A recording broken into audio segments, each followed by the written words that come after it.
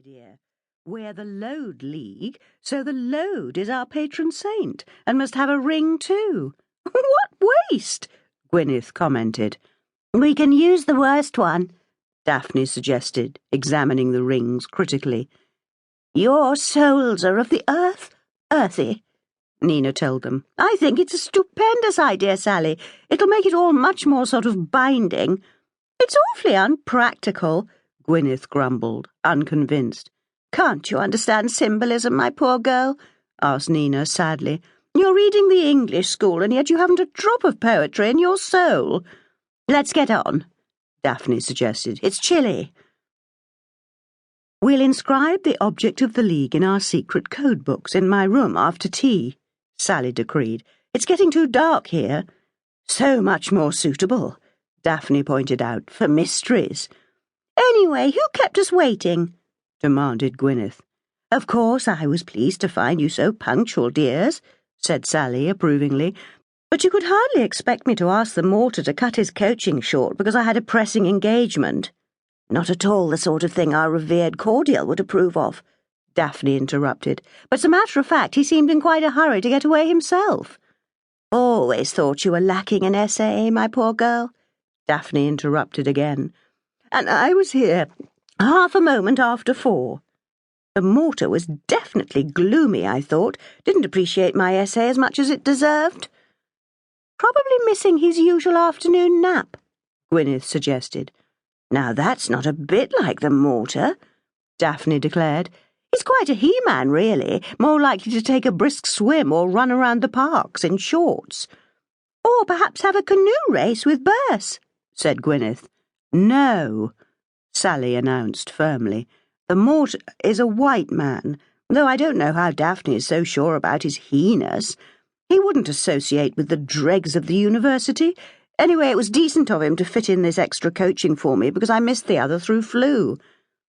Which reminds me that the boathouse roof isn't the health resort which our solicitous bursar would recommend for your convalescence, said Nina. We'd better hurry.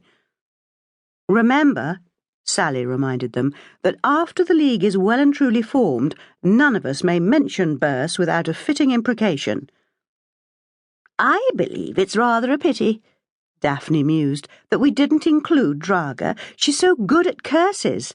They're part of the romantic tradition of her old Slavonic family. You all agreed, Sally pointed out. No, we couldn't have her in, declared Gwyneth.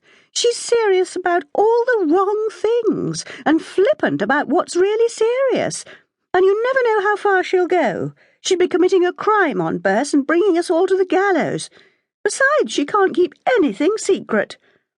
And by the way, Daphne inquired, how are we going to keep the League secret if we're to be forever flaunting these gaudy circlets on our fingers? Surely you can wear a ring without telling everyone all about it, said Nina. Couldn't we wear them on our toes? Suggested Gwyneth. Even toes aren't secret in summer, Daphne pointed out. You can have your nose pierced if you like, Sally conceded. Burs would declare it was unhygienic and make a new rule against it, with fines for breach of same, declared Nina. But apart from the rings, Gwyneth inquired, how do we really keep it secret? If we're being interviewed by the Cordell and have occasion to mention Burs, do we have to say, Miss Denning, curse her? You have to exercise some common sense. But seriously, Sally leant forward earnestly, I do believe that if you're cursing a person quite sincerely all the time, she's bound to get a sensation of something unhealthy in the atmosphere and begin to wilt, or think of trying whether it wouldn't be pleasanter elsewhere. I simply can't understand how a fungus like Burs was ever allowed to take root in a comparatively decent establishment for young ladies like Persephone. Pull yourself together, Gwyneth, Daphne advised.